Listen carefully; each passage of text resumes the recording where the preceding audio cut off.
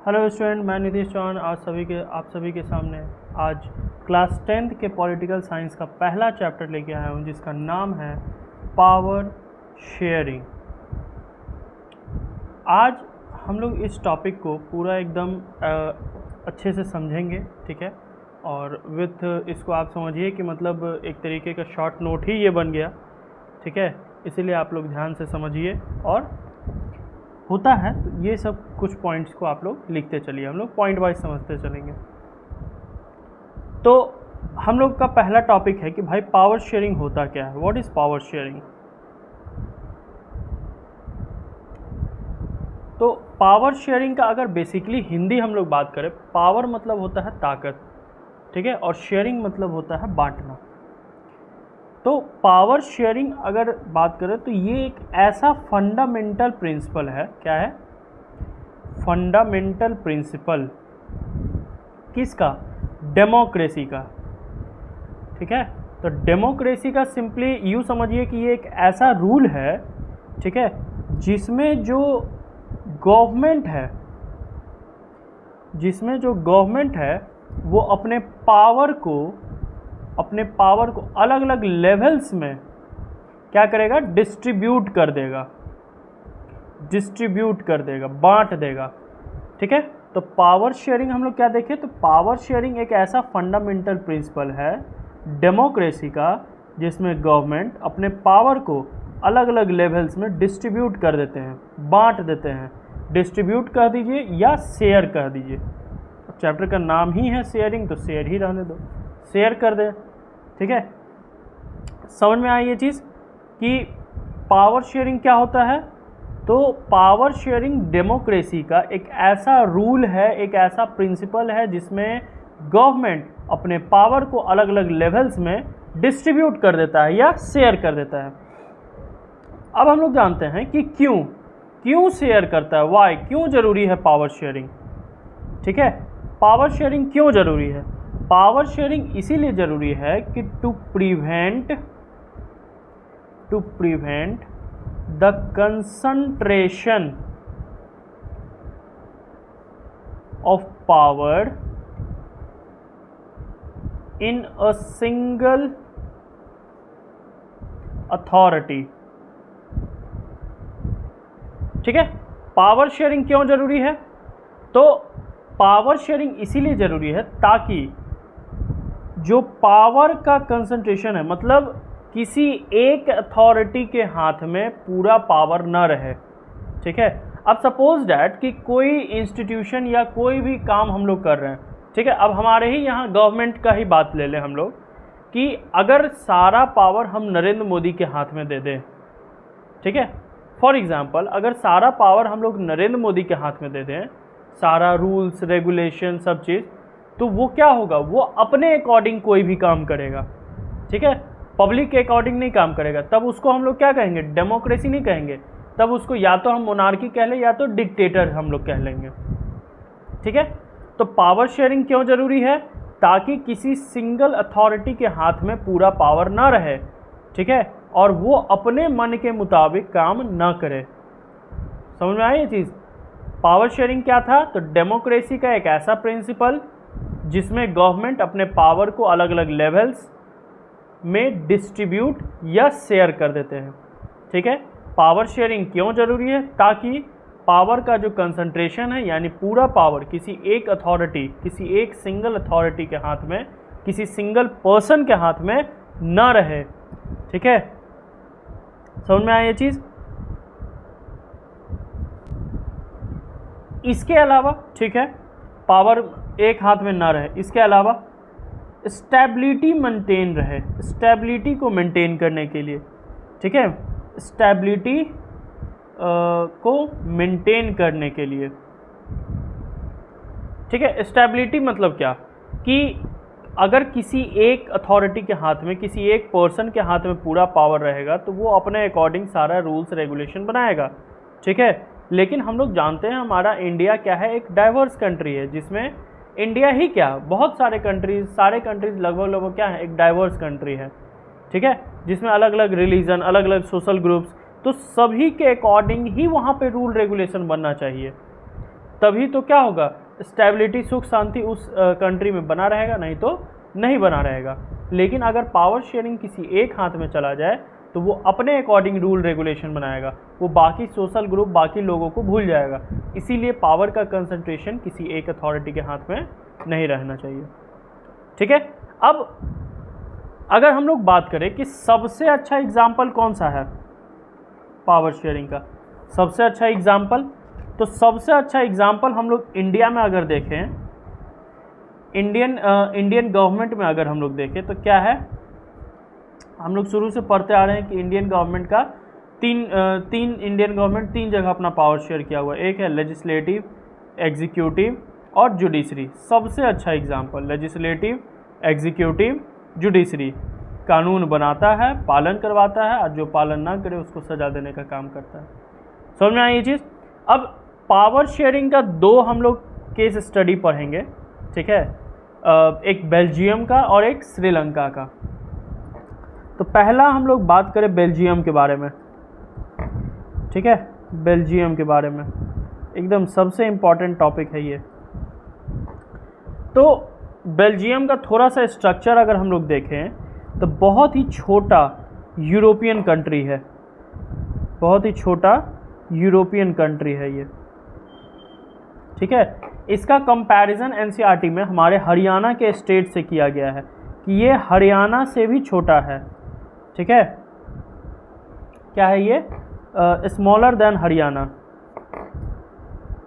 Smaller than Haryana, ठीक है।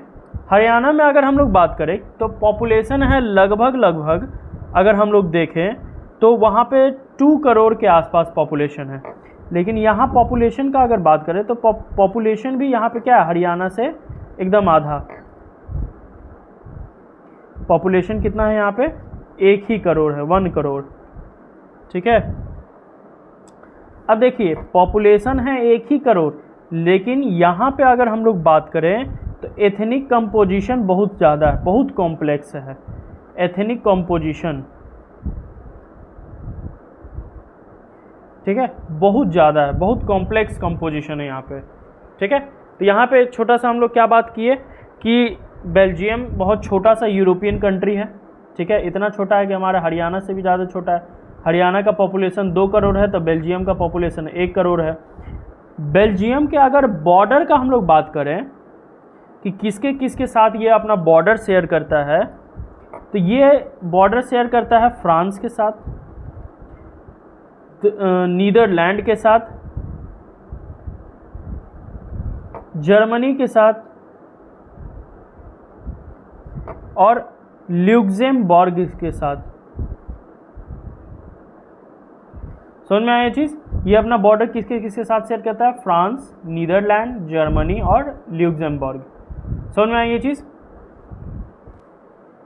इसके बाद अगर हम लोग थोड़ा सा लैंग्वेज का बात करें, यहाँ पे लैंग्वेज का अगर बात करें तो बेल्जियम में लगभग अराउंड 59% डच बोलने वाले हैं, डच स्पीकर्स हैं। कितने हैं, 59%। और ये डच स्पीकर्स कहाँ रहते हैं, तो ये डच स्पीकर्स रहते हैं आपको फ्लेमिश रीजन में, फ्लेमिश रीजन में, ठीक है। इसके बाद अगर हम लोग बात करें तो 40% फ्रेंच बोलने वाले हैं, फ्रेंच बोलने वाले हैं, ठीक है। ये कहाँ रहते हैं, वेलोनिया रीजन में, कहाँ रहते हैं, वेलोनिया में रहते हैं। और लगभग 1% जो हैं वो जर्मनी बोलने वाले हैं, वो क्या बोलने वाले हैं, जर्मनी, ठीक है। और ये बाकी बेल्जियंस होते हैं, ठीक है, बाकी बेल्जियंस। समझ में लैंग्वेज ब्रेकडाउन में अगर देखें तो 59% क्या बोलते हैं, डच बोलते हैं, कहाँ रहते हैं, फ्लेमिश रीजन में। 40% क्या बोलते हैं, फ्रेंच बोलते हैं, वेलोनिया रीजन में रहते हैं। 1% जर्मनी बोलते हैं, बेल्जियन, बाकी और बेल्जियंस। देखिए यहाँ पे देखने में हमको क्या लग रहा है, ये पूरे बेल्जियम की बात है। यहाँ पे अगर हम लोग देखें तो मेजॉरिटी में कौन है, डच बोलने वाले, ठीक है। माइनॉरिटीज़ में कौन है, फ्रेंच बोलने वाले। लेकिन अब केस कहाँ चेंज होता है, तो बेल्जियम का कैपिटल है बेल्जियम का कैपिटल सिटी है ब्रुसेल्स। कैपिटल सिटी कहाँ है? ब्रुसेल्स में। तो प्रॉब्लम यहाँ क्रिएट होता है। कहाँ क्रिएट होता है? यहाँ पे, बेल्जियम के कैपिटल सिटी में। तो अगर हम लोग ब्रुसेल्स की बात करें, ब्रुसेल्स की अगर हम लोग बात करें तो यहाँ पे 80% क्या है? फ्रेंच बोलने वाले। ठीक है, 80% फ्रेंच बोलते हैं और लगभग मात्र 20% ही ऐसे हैं जो डच बोलते हैं। देखिए अब यहाँ पे मेजॉरिटी में कौन हो गया? फ्रेंच, और भी बहुत ज़्यादा मेजॉरिटी में हो गया। अब माइनॉरिटीज़ हो गए डच। ठीक है, अब आते हैं यहाँ पे टेंशन क्या था, दिक्कत क्या हुआ यहाँ पे? तो दिक्कत ये हुआ कि यहाँ पे मेजॉरिटी में कौन हो गए? मेजॉरिटी में कौन हो गए? फ्रेंच वाले। ठीक है, माइनॉरिटीज़ में कौन हो गए? डच वाले। ठीक है, ब्रुसेल्स में अगर हम लोग बात करें, समझ में आया यहाँ पे? तो ये जो डच कम्युनिटीज़ है ना, इन लोगों को बहुत डिसएडवांटेज का सामना करना पड़ा, डिसएडवांटेजेस का। ठीक है, डिसएडवांटेजेस जैसे कि फ्रेंच लोग जो है ना, बहुत ज़्यादा बेनिफिट इन लोगों को मिल रहा था, लेकिन डच वालों को कोई बेनिफिट नहीं मिल रहा था वहाँ पे। ठीक है, जिसके कारण यहीं पे क्या हुआ? इसी डिसएडवांटेज का कारण क्या हुआ? कॉन्फ्लिक्ट हुआ। कॉन्फ्लिक्ट हुआ किसके बीच में? फ्रेंच एंड डच के बीच में। और ये कॉन्फ्लिक्ट कब हुआ? 1950 से लेके 1960s तक ये चला है कॉन्फ्लिक्ट। समझ में आया? एक बार स्टोरी हम लोग रिकैप करते हैं। तो रिकैप में हम लोग क्या करें? तो बेल्जियम सबसे छोटा यूरोपियन कंट्रीज़ है। ठीक है, हरियाणा से भी छोटा है, पॉपुलेशन इसका मात्र 1 करोड़ है, लेकिन एथनिक कॉम्प्लेक्सिटी बहुत ज़्यादा है। ठीक है, बेल्जियम का अगर हम लोग बॉर्डर का बात करें तो एक साइड से फ्रांस, नीदरलैंड, जर्मनी और लग्जमबर्ग है। ठीक है, थोड़ा सा लैंग्वेज ब्रेकडाउन देखें, 59% डच बोलते हैं जो फ्लेमिश रीजन में रहते हैं। फिर उसके बाद 40% फ्रेंच बोलते हैं जो वेलोनिया में रहते हैं, 1% जर्मनी बोलते हैं जो बाकी बेल्जियंस हैं। बेल्जियम का कैपिटल ब्रुसेल्स में अगर हम लोग देखें तो 80% फ्रेंच, 20% डच, मेजॉरिटी में फ्रेंच, माइनॉरिटीज़ में डच, जिसके कारण डच को बहुत सारा डिसएडवांटेज का सामना करना पड़ा। फ्रेंच लोग हमेशा इन लोग को दबा के रखते थे। ठीक है, हमेशा नीचे दिखाने का कोशिश करते थे, जिसके कारण डच लोग जो है कन्फ्लिक्ट कर दिए। कन्फ्लिक्ट हो गया फ्रेंच और डच के बीच में, और ये कन्फ्लिक्ट कब हुआ? 1950 से लेके 1960s के बीच में। तो ये एक बेल्जियम का शॉर्ट स्टोरी था। समझ में आई ये चीज़? अब आते हैं थोड़ा सा श्रीलंका पे हम लोग। श्रीलंका पे। श्रीलंका का अगर हम लोग बात करें तो ये एक आइलैंड नेशन है। क्या है ये? एक आइलैंड नेशन है। ठीक है, जो बहुत ही क्लोज है किसके? तमिलनाडु के। ठीक है, तमिलनाडु के बहुत नज़दीक है ये। समझ में आया ये चीज़? और यहाँ पे अगर पॉपुलेशन का हम लोग बात करें तो पॉपुलेशन एकदम हरियाणा के ही जितना है, जितना हरियाणा में 2 करोड़ था, यहाँ पे पॉपुलेशन कितना है? 2 करोड़ है। समझ में आया? यहाँ पे थोड़ा सा हम लोग यहाँ पे ग्रुप्स का बात कर ले कि कौन कौन सोशल ग्रुप्स रहते थे। ठीक है, तो ग्रुप्स का अगर देखें तो 74%, ठीक है, ध्यान दीजिएगा ये सब चीज़ पे, 74% कौन थे? तो सिन्हेला बोलने वाले थे, सिन्हेला स्पीकर्स। ठीक है, 18% कौन थे? 18% थे तमिल स्पीकर्स। कौन थे? तमिल स्पीकर्स। अब इन तमिल स्पीकर्स को भी बांटा गया है। तमिल स्पीकर्स में भी क्या है कि 13% कौन तमिल्स थे? तो श्रीलंकन तमिल्स थे, जो ऑलरेडी श्रीलंका में बसे हुए थे, श्रीलंकन तमिल्स थे। ठीक है, और 5% इंडियन तमिल्स थे। ठीक है, इंडियन तमिल्स तो वैसे इंडियंस जो एक टाइम में श्रीलंका गए, ठीक है, और वहीं पे बस गए। ठीक है, तो वैसे इंडियन तमिल्स कितने थे? सिर्फ 5%, लेकिन श्रीलंकन तमिल्स कितने थे? 13%। ठीक है, समझ में आई ये चीज़? अब देखिए यहाँ पे एक चीज़ आप लोग गौर किए होंगे कि ये जो टोटल परसेंटेज का अगर हम लोग बात करें तो 74 और 18 टोटल लगभग 92% होता है। तो बाकी का 8% क्या थे? तो बाकी के 8% अलग अलग कम्युनिटी वाले लोग थे, कुछ दूसरे रीजन से जो आए हुए थे, मतलब दूसरे कंट्रीज से, ठीक है, आके यहाँ पे बस गए हैं। कुछ अमेरिका, कोई कहीं से, कोई यूरोपियन कंट्रीज से, अलग अलग देश से जो लोग आके यहाँ पे बस गए थे वो लोग थे बाकी के 8%, ठीक है। तो इन 8% से हमको कोई लेना देना नहीं। जो दिक्कत हुआ यही 74% और 18% में हुआ। यहाँ रिलीजन का अगर हम लोग बात करें तो हम लोग जानते हैं कि मेजॉरिटी में यहाँ कौन है। तो मेजॉरिटी में जैसा कि हम लोग देखें तो सिन्हेला बोलने वाले थे, सिन्हेला स्पीकर्स, ठीक है। अब ये सिन्हेला स्पीकर्स कौन सा रिलीजन फॉलो करते थे? तो बुद्धिस्ट थे ये लोग, ठीक है। समझ में आई ये चीज़? और बाकी के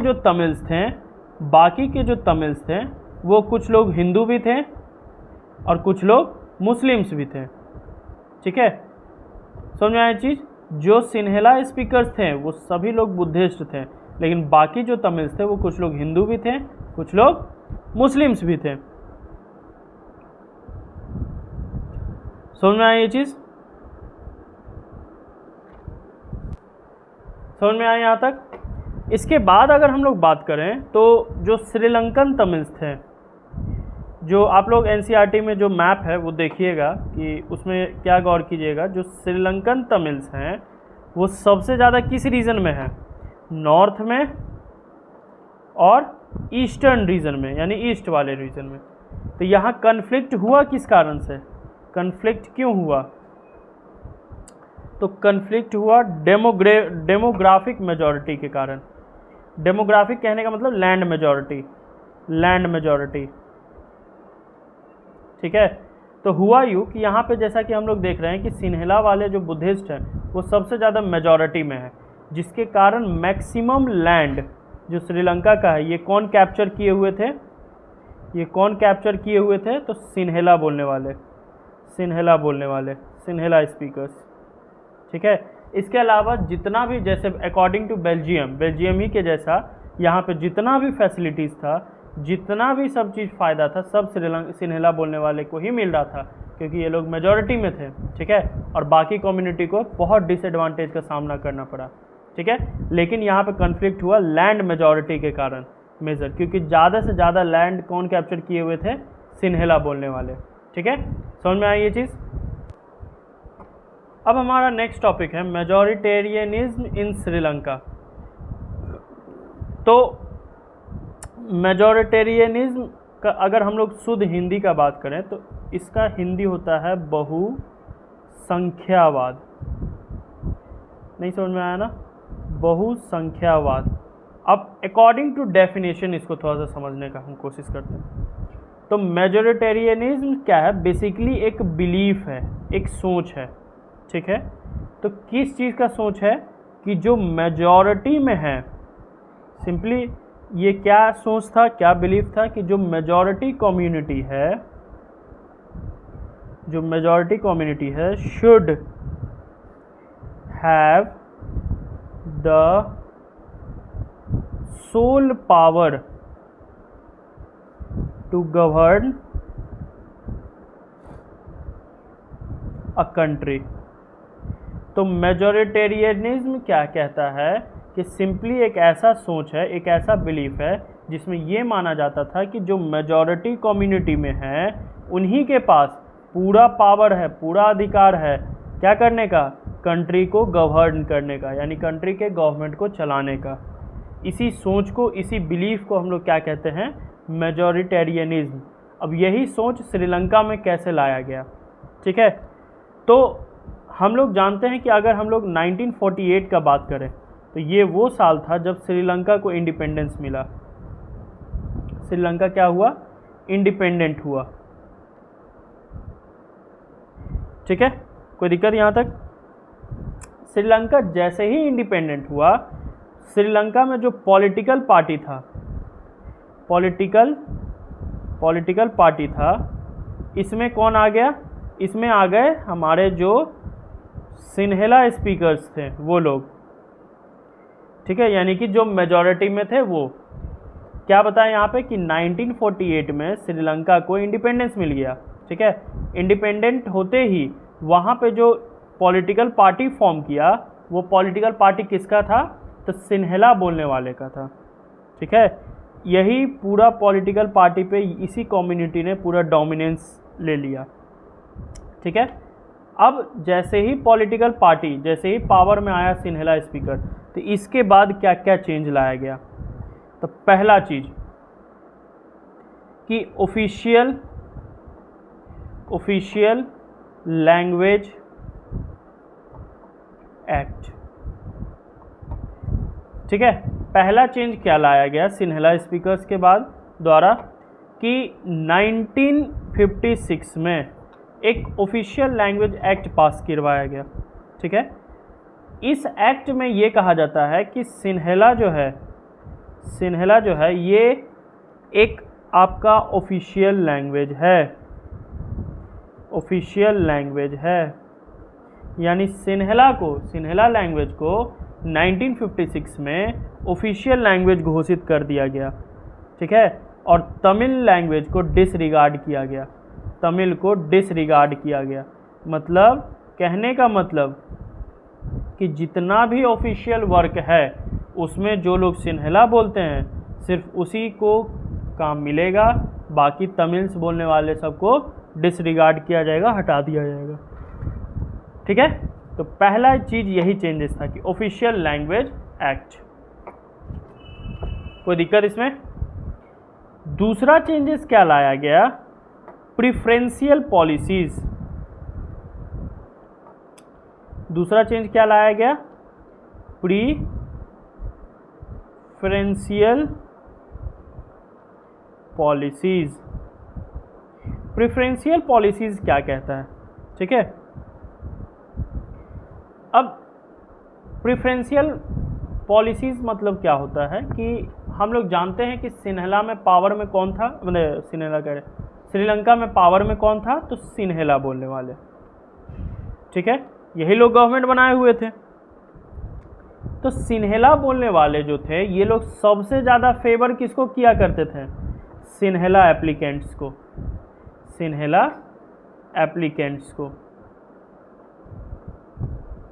समझ में आई ये चीज़।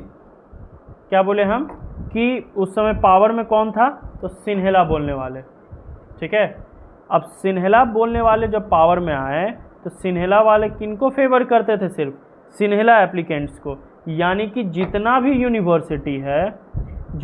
यूनिवर्सिटीज़ होगा श्रीलंका में, उन सब में किसका एडमिशन होगा, सिन्हेला एप्लीकेंट्स का। इसके अलावा जितना भी गवर्नमेंट जॉब्स है उन सब में किसका भर्ती होगा, सिन्हेला एप्लीकेंट्स का। ये था प्रेफरेंशियल पॉलिसीज। समझ में आई ये चीज़। अब तीसरा चेंजेस क्या लाया गया, तीसरा चेंजेस लाया गया रिलीजन पे, रिलीजियस चेंज लाया गया। तो रिलीजियस में क्या कहा गया कि एक कॉन्स्टिट्यूशन ही बना दिया गया, कॉन्स्टिट्यूशन ही में ये लिख दिया गया, ठीक है। क्या लिखा गया कि बुद्धिज़्म का प्रमोशन किया जाए। बुद्धिस्ट, हम लोग जानते हैं कि सिन्हेला बोलने वाले क्या थे, बुद्धिस्ट थे। तो ये लोग किस धर्म को प्रमोट कर रहे थे, तो बुद्धिज़्म को, ठीक है। इसी धर्म को ये लोग प्रमोट करते थे, बाकी और किसी धर्म को ये लोग नहीं मानते थे। और ज़्यादा से ज़्यादा लोग को ये कन्वेंस करने का कोशिश करते थे कि आप लोग भी बुद्धिज़्म को ही प्रमोट कीजिए, आगे बढ़ाने का कोशिश कीजिए।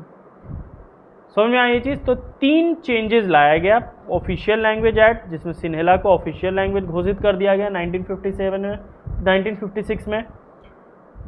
प्रिफरेंशियल पॉलिसीज़, सिन्हेला एप्लीकेंट्स को फेवर किया गया, जितना भी यूनिवर्सिटी और गवर्नमेंट जॉब है सब में सिन्हेला वाले जाते थे।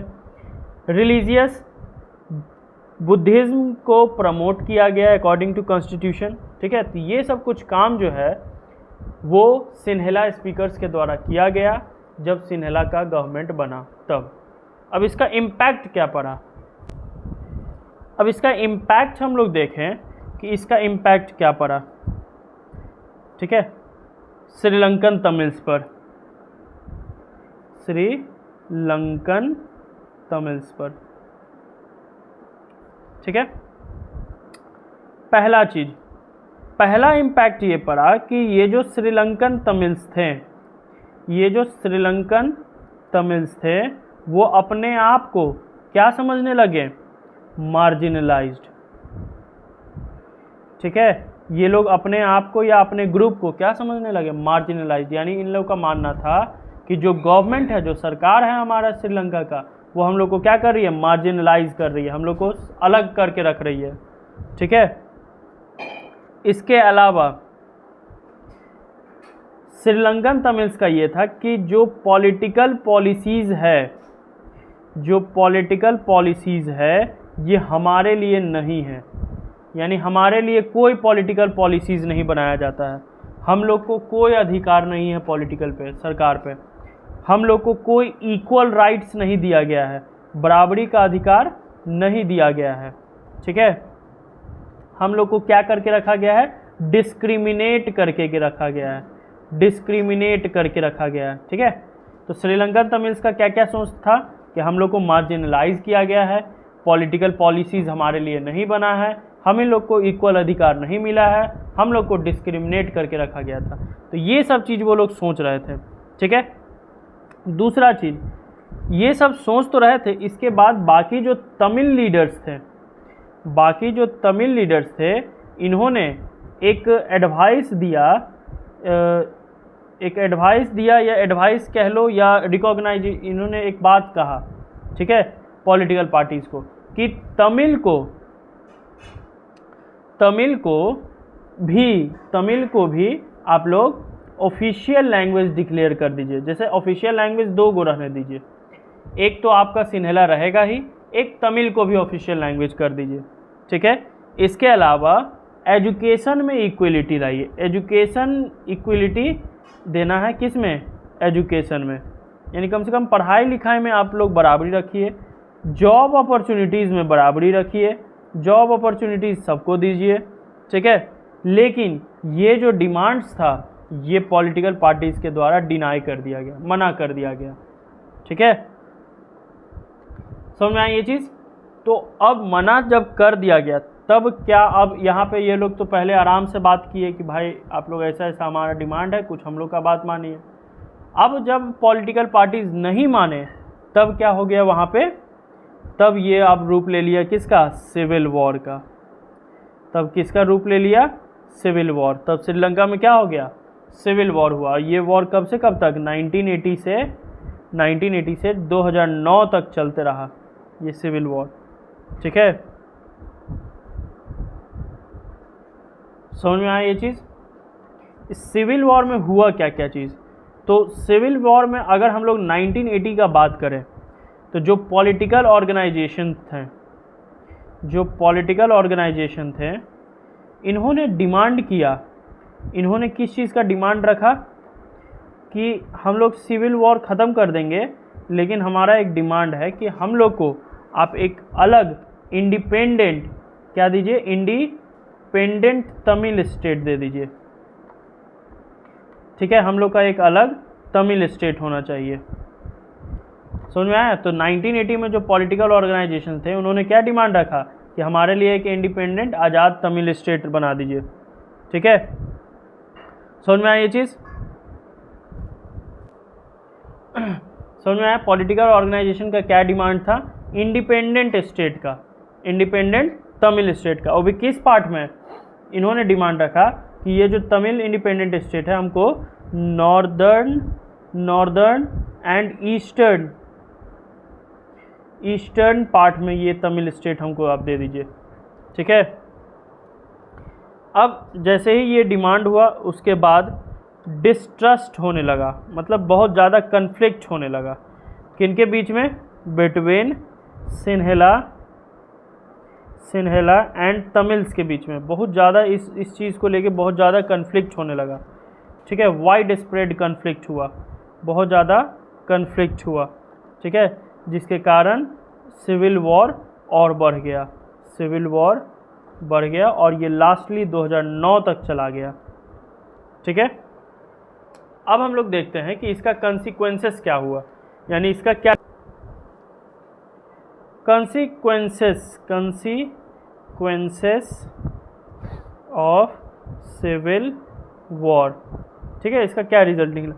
रिजल्ट का अगर हम लोग बात करें तो लगभग हजारों लोग मारे गए, 1000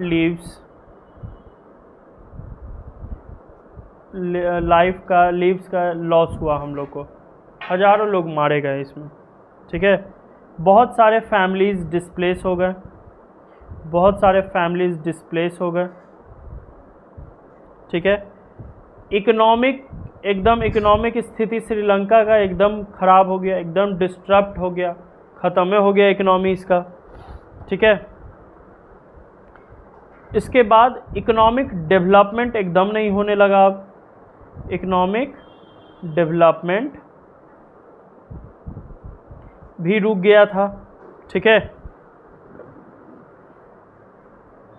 इसके बाद एजुकेशन, हेल्थ, ये सब तो पूरा एकदम ख़त्म ही हो गया, ठीक है। और लास्टली ये वॉर 2009 तक चला, 9 में ये ख़त्म हुआ, ठीक है। और ख़त्म हुआ क्या, एक अलग स्टेट मिल गया उन लोगों को, तमिल स्टेट, ठीक है, जो अभी तमिलनाडु बना। समझ में आई ये चीज़। तो ये कंसिक्वेंसेस था, बहुत लोग मारे गए, फैमिलीज डिस्प्लेस हुए, इकोनॉमिक स्थिति ख़त्म हो गया, इकोनॉमिक डेवलपमेंट कुछ नहीं हुआ। लास्टली 2009 तक ये वॉर चला और लास्टली एक अलग स्टेट इन लोग को दे दिया गया। तो ये था तुम्हारा श्रीलंका का स्टोरी, ठीक है। अब अगले वीडियो में हम लोग देखेंगे कि बेल्जियम का क्या स्टोरी था, बेल्जियम कैसे संभाला अपने यहाँ जो डिस्प्यूट हो रहा था उस चीज़ को कैसे संभाला, ठीक है। मिलते हैं हम लोग अपने अगले वीडियो में, तब तक इसको आप लोग जो भी नोट्स है उसको देखिए, पढ़िए और यहाँ तक बुक पढ़ने का कोशिश कीजिए, ठीक है। और नोट्स भी आप लोग इसको बना सकते हैं, और अगर इसका प्रॉपर नोट्स चाहिए तो आप हमको कमेंट ज़रूर कीजिए। मिलते हैं हम लोग अपने अगले वीडियो में।